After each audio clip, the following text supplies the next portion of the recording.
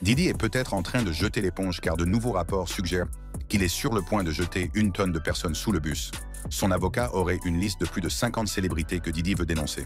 Et selon des rapports de l'industrie, tous ceux qui ont assisté à ces soirées flippantes sont en train de chier des briques.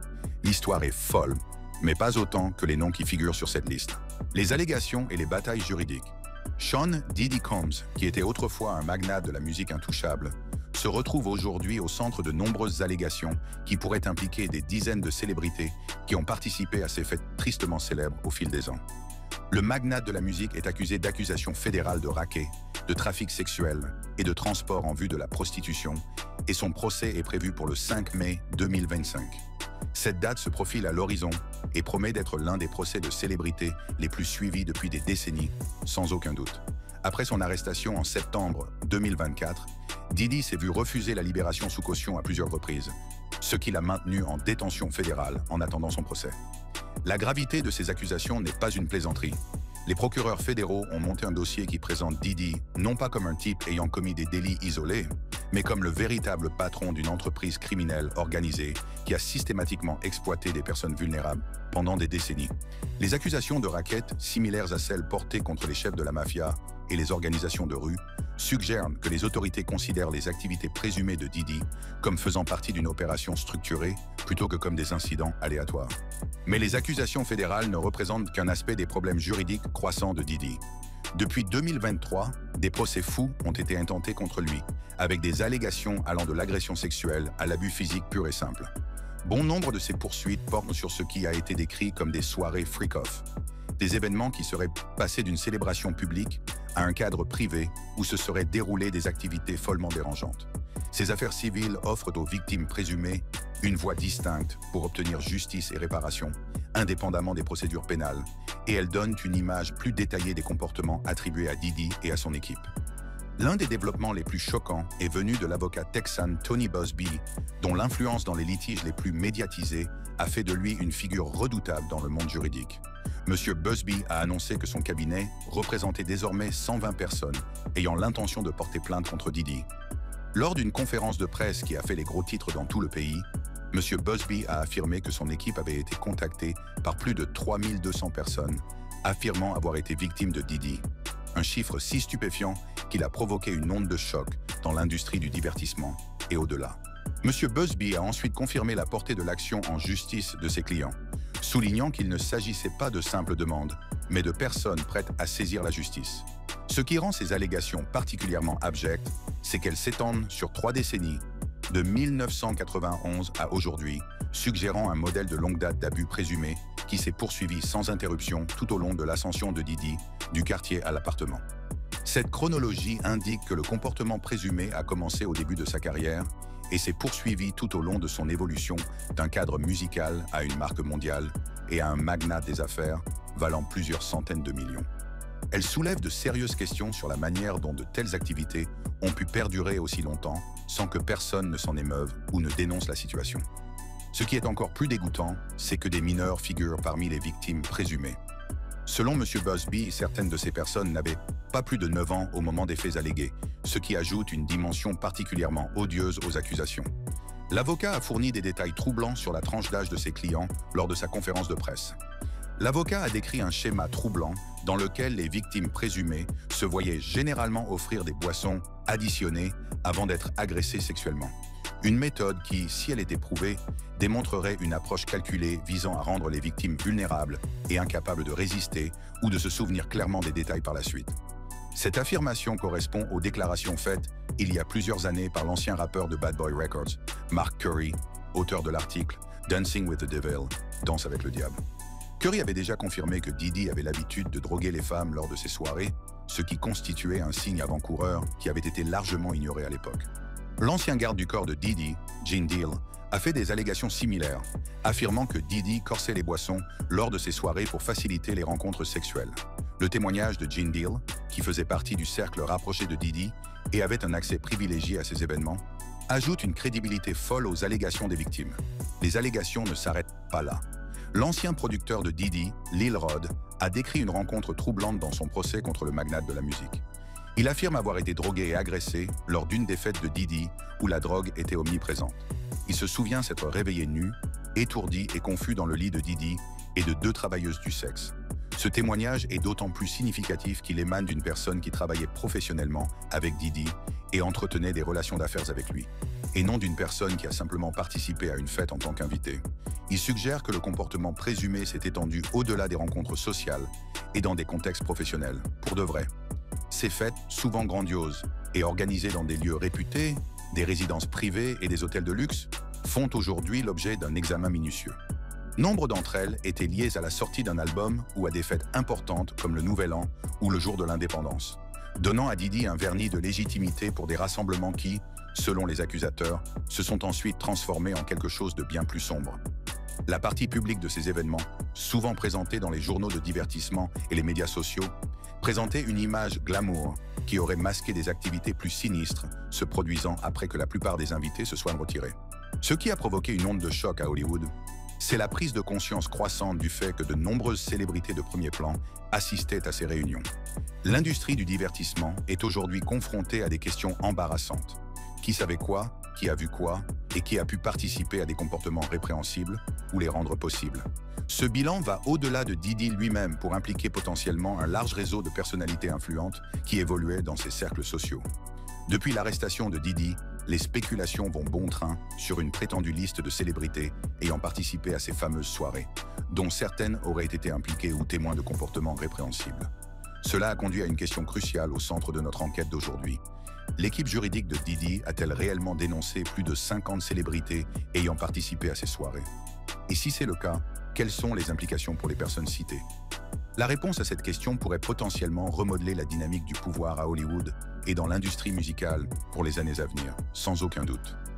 Le New York Post a vérifié des séquences de ce qu'il décrit comme des pétages de plomb, avec plus de 150 célébrités présentes, suggérant que l'ampleur de l'implication des célébrités pourrait être encore plus grande que ce que l'on avait d'abord supposé. Selon leur rapport, une vidéo de l'after-party des MTV Video Music Awards 2005 montre des activités choquantes.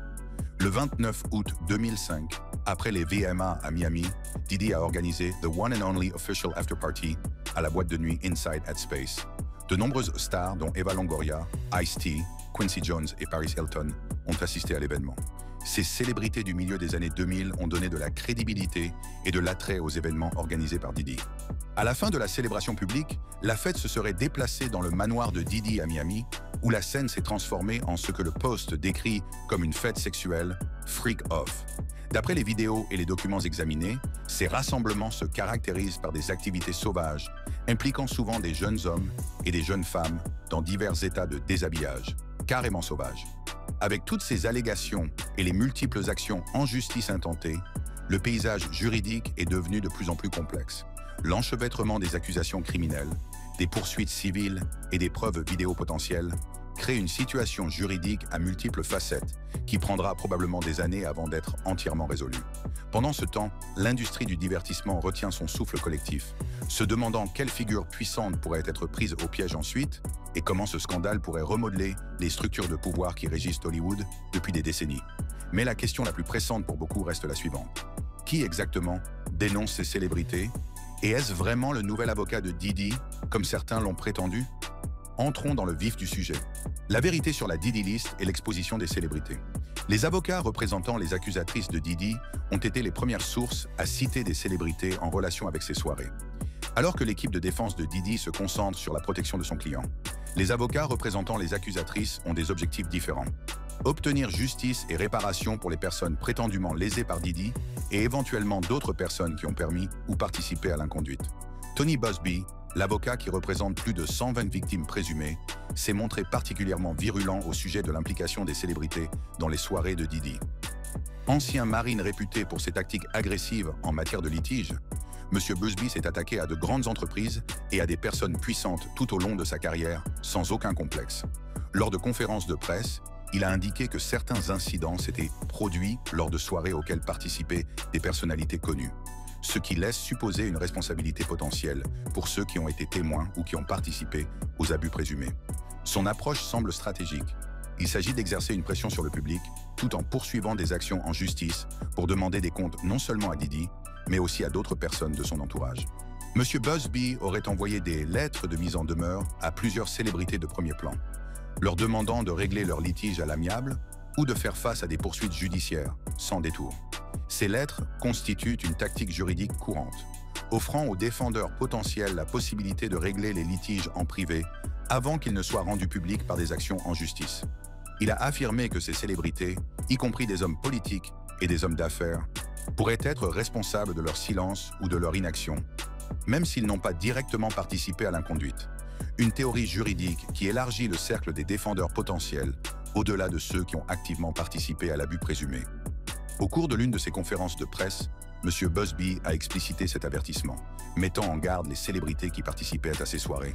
Cette déclaration indique que M. Busby a l'intention de ratisser large, en mettant potentiellement en cause non seulement les personnes qui ont directement participé à l'inconduite présumée, mais aussi celles qui en avaient connaissance et qui n'ont pas pris les mesures nécessaires ou n'ont rien signalé.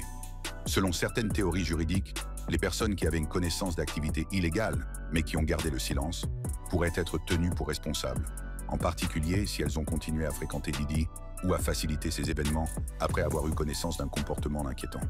En revanche, l'équipe juridique de Diddy, dirigée par des avocats comme Marc Agnifilo, qui a déjà représenté des clients de premier plan dans des affaires pénales complexes, s'est attachée à défendre son client plutôt qu'à exposer les autres. Ils ont demandé l'identification des accusateurs pour préparer le procès et ont cherché des preuves, telles que des vidéos montrant des activités consensuelles, tactique de défense habituelle dans les affaires impliquant des allégations d'inconduite sexuelle. Cette divergence de stratégie juridique est logique si l'on considère les différents objectifs de chaque équipe juridique. Les avocats de Diddy se concentrent sur la défense de leurs clients contre des accusations criminelles qui pourraient entraîner des décennies derrière les barreaux en cas de condamnation. Ils n'ont guère intérêt à dénoncer les célébrités, à moins que cela ne profite directement à la défense de Diddy. À l'inverse, les avocats représentant les accusateurs ont des motivations financières et stratégiques pour élargir le cercle des défendeurs potentiels, notamment en y incluant des personnes fortunées qui pourraient être en mesure de payer des règlements ou des jugements substantiels. Qu'en est-il de la liste Diddy qui circule en ligne et qui a fait couler beaucoup d'encre? D'après nos recherches, cette liste semble être en grande partie spéculative et non vérifiée, constituée à partir de diverses sources, notamment des messages sur les médias sociaux, des photos de soirées prises par des paparazzis et des articles de presse sur le monde du spectacle qui décrivent le cercle social de Diddy au fil des ans. Elle comprend le who's who des personnalités de l'industrie du divertissement qui ont été photographiées ou documentées lors des divers événements publics de Diddy au cours des dernières décennies. Toutefois, il est important de noter que la participation à ces événements publics n'implique pas nécessairement une implication dans les activités illégales présumées qui se seraient produites dans des cadres plus privés par la suite. De nombreuses célébrités ont probablement assisté aux parties publiques des soirées de Diddy. Les rassemblements glamour, adaptés aux caméras et présentés dans les journaux télévisés, sans rester ou être invités aux after-parties plus exclusives, au cours desquelles la mauvaise conduite présumée s'est produite. Cette distinction est cruciale car elle suggère que de nombreuses célébrités figurant sur la liste Diddy spéculative n'avaient peut-être pas connaissance d'activités illégales ou n'y étaient ou n'est pas impliquées. Selon la rumeur, si de nombreuses célébrités ont participé aux somptueuses fêtes publiques de Diddy, notamment ses célèbres White Parties dans les Hamptons et à Beverly Hills, cela ne signifie pas pour autant qu'elles étaient présentes ou impliquées dans l'inconduite présumée. Ces soirées blanches, connues pour leur code vestimentaire exigeant que tous les invités portent des vêtements blancs, étaient des événements sociaux majeurs dans le calendrier du divertissement, attirant des centaines d'invités de tout le spectre de l'industrie. Un photographe de célébrité qui a assisté à près de 30 soirées de Diddy a fait part d'expériences de comportements sauvages, comme des invités se baignant nus, mais n'a pas précisé si des célébrités étaient impliquées dans des activités illégales. Cela donne à penser que si les fêtes de Diddy ont pu donner lieu à des comportements qui ont repoussé les limites, les allégations les plus graves d'inconduite criminelle ont pu se produire dans des cadres plus privés, avec un groupe de participants plus restreint et plus sélectif. Plusieurs personnalités de premier plan ont été citées dans les plaintes déposées. Dans le procès intenté par Rodney Lil Rod Jones en février 2024, qui réclame 30 millions de dollars de dommages et intérêts, il accuse Diddy de harcèlement sexuel, de l'avoir drogué et menacé pendant qu'il travaillait sur le Love Album, de septembre 2022 à novembre 2023. Cette plainte citait plusieurs célébrités, dont Stevie G, accusé d'avoir été utilisé par Diddy pour préparer Jones à s'engager dans des actes homosexuels. Le procès contient également des noms expurgés qui ont suscité de nombreuses spéculations dans les médias et en ligne. Il s'agit notamment des descriptions d'un rappeur de Philadelphie sorti avec Nicki Minaj, qui est dont on suppose qu'il s'agit de Meek Mill, et d'un chanteur de R&B lauréat d'un Grammy Award qui a agressé un milliardaire de la Barbade, dont beaucoup pensent qu'il s'agit de Chris Brown, compte tenu de son histoire très médiatisée avec Rihanna, qui est originaire de la Barbade. Même le prince Harry est mentionné dans le procès, mais uniquement comme un exemple des relations influentes de Diddy, invité à des événements pour les légitimer, et non comme une personne accusée d'avoir commis des actes répréhensibles. Monsieur Jones affirme détenir des centaines d'heures d'images montrant des activités illégales, bien que les détails concernant l'implication des célébrités ne soient pas clairs. Cette affirmation de preuves vidéo étendue a alimenté les spéculations selon lesquelles d'autres célébrités pourraient être exposées si ces séquences étaient rendues publiques dans le cadre d'une procédure judiciaire. L'équipe juridique de Diddy a qualifié ces affirmations de pure fiction et de name-dropping inconsidéré, une déclaration qui n'a guère contribué à apaiser les spéculations dans les médias et les forums en ligne.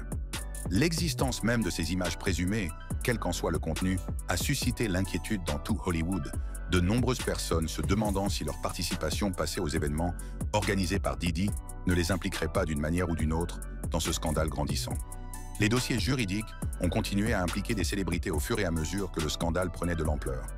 Dans un procès intenté par Ashley Parham et 2 plaignants anonymes, en mars 2025, plus d'une douzaine de défendeurs ont été cités, dont le joueur de la NFL Odell Beckham Jr., qui a vigoureusement nié tout acte répréhensible sur les médias sociaux, et l'humoriste Drewski, qui a lui aussi nié les allégations portées contre lui. L'inclusion de ces personnalités montre que le scandale a dépassé le cadre de l'industrie musicale pour impliquer des célébrités du monde du sport, de la comédie et d'autres secteurs du divertissement, ce qui témoigne de l'étendue du réseau social de Diddy et de la diversité de l'assistance à ces événements. D'autres poursuites et accusations ont entraîné des noms encore plus célèbres dans la controverse. Une accusatrice a affirmé que Beyoncé et LeBron James avaient participé à une fête freak-off, mais cette affirmation n'a pas été vérifiée par le tribunal. La mention de personnalités aussi en vue, même en l'absence d'allégations spécifiques d'inconduite, attire l'attention des médias et suscite l'intérêt du public, tout en faisant potentiellement pression sur ces célébrités pour qu'elles abordent leur relation avec Diddy. Le fils de Diddy, Justin Combs, a également été cité dans certains documents, accusé d'avoir sollicité des prostituées et des mineurs, ce qui ajoute une nouvelle couche aux problèmes juridiques de la famille et suggère que le comportement présumé n'était pas limité à Diddy lui-même, mais qu'il pourrait avoir impliqué une opération familiale plus large. L'allégation la plus grave à l'encontre d'une célébrité de premier plan est peut-être celle d'un procès accusant Jay-Z d'avoir violé une jeune fille de 13 ans avec Diddy lors d'une after-party après les MTV Awards de 2000. Jay-Z a vigoureusement nié cette allégation et contre-attaque l'avocat de l'accusatrice pour extorsion, démontrant ainsi que ces allégations ne portent pas seulement atteinte à des réputations, mais créent aussi leur propre bataille juridique. Cette contre-attaque met en évidence les graves risques juridiques et de réputation auxquels s'exposent les célébrités citées dans ces affaires, ainsi que le risque de plaintes fausses ou exagérées visant à obtenir des règlements financiers de la part de riches personnalités du monde du spectacle. L'implication de célébrités dans ces affaires a suscité l'attention des médias et des spéculations, en particulier sur les plateformes de médias sociaux, où les utilisateurs débattent des noms caviardés et des liens avec les célébrités. Certaines célébrités ont pris des mesures qui ont alimenté les spéculations. Usher a supprimé ses messages sur X et a affirmé que son compte avait été piraté à la suite de la réapparition de commentaires sur la période où il vivait avec Diddy lorsqu'il était adolescent. Ce nettoyage numérique, qu'il soit innocent ou stratégique, a été interprété par certains comme une tentative de se distancier de son association passée avec Diddy à la lumière du scandale grandissant. Megan Fox a supprimé tous ses posts Instagram et X, ce qui a déclenché des spéculations sur ses liens avec Diddy.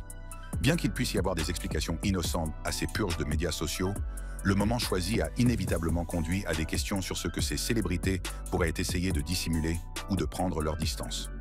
De son côté, Khloé Kardashian a évoqué publiquement sa participation à l'une des soirées de Diddy. Cette déclaration, bien que franche, ne l'implique pas nécessairement dans des actes répréhensibles, mais confirme la nature sauvage de certaines de ces fêtes, a déclaré le commissaire. La communauté juridique a pris note des implications potentielles pour les célébrités qui ont participé à ces événements. Les avocats spécialisés dans le divertissement ont conseillé aux célébrités qui ont participé aux soirées de Diddy de consulter un avocat, en particulier à celles qui ont assisté au freak-off, car elles pourraient être témoins ou même co-accusées dans des affaires en cours ou à venir. Ces conseils juridiques préventifs soulignent le sérieux avec lequel l'industrie du divertissement prend ses développements. Wayne Dennison, qui représentait Johnny Depp, a exhorté les célébrités à garder la tête baissée pour éviter d'être entraînés dans la controverse, Un conseil qui suggère le sérieux avec lequel Hollywood prend ses développements et le potentiel pour que même des figures périphériques soient impliquées dans les procédures judiciaires complexes entourant Diddy. Au fur et à mesure que la situation évolue, il devient de plus en plus évident que les implications vont bien au-delà de Diddy lui-même. L'industrie du divertissement observe nerveusement l'apparition de nouveaux noms, se demandant qui pourrait être le prochain à faire l'objet d'allégations ou d'un examen juridique. Célébrités spécifiques nommées et implications en cours. Le nombre de plaignants suggère l'ampleur de l'inconduite présumée et laisse entrevoir le vaste réseau potentiel de victimes qui ont peut-être gardé le silence pendant des années ou des décennies avant de trouver le courage de se manifester dans le cadre de cette action en justice collective. Au cours de sa conférence de presse, M. Busby a expliqué que de nombreuses victimes présumées avaient été attirées par des promesses de célébrité, une forme d'exploitation qui aurait visé des personnes vulnérables cherchant à entrer dans l'industrie hautement compétitive du divertissement. Ce modèle présumé d'utilisation des opportunités de carrière et de la promesse de célébrité comme appât pour les victimes potentielles est particulièrement troublant parce qu'il suggère une approche systématique de l'exploitation qui a profité des déséquilibres de pouvoir dans l'industrie du divertissement. Les artistes en herbe, avides de percer, ont pu être particulièrement vulnérables à la coercition ou à la manipulation par une personne bénéficiant de l'influence et des relations de Diddy. Usher est l'une des célébrités qui a fait l'objet de spéculations importantes. Les liens entre la superstar du R&B et Diddy remontent à son adolescence, lorsqu'il vivait avec le magnate de la musique dans le cadre de ce que l'on appelait le Puffy Flavor Camp.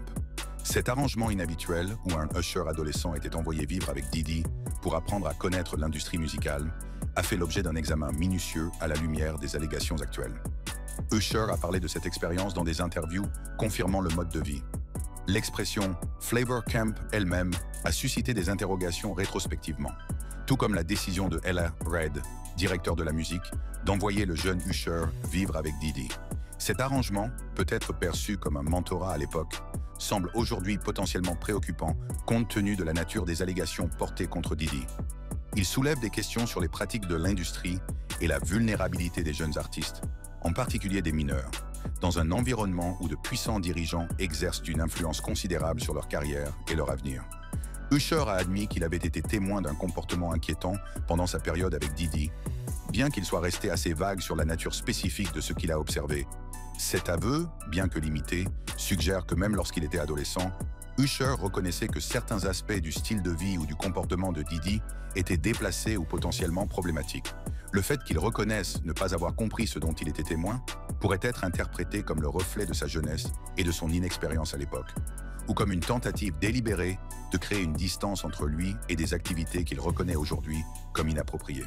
Usher a été mentionné dans le procès de Lil Rod contre Diddy, mais pas nommément. Une section du procès décrit un chanteur R&B qui s'est produit au Super Bowl et a eu une résidence réussie à Las Vegas. Une description qui correspond à Usher, qui s'est produit au Super Bowl 2024 et a eu une résidence réussie à Las Vegas en 2022. Cette référence codée, tout en évitant de nommer directement l'artiste, crée un déni plausible tout en désignant clairement Usher à toute personne connaissant ses réalisations professionnelles. De telles expurgations sont courantes dans les dossiers juridiques, mais elles deviennent souvent transparentes lorsqu'elles incluent des détails d'identification spécifiques.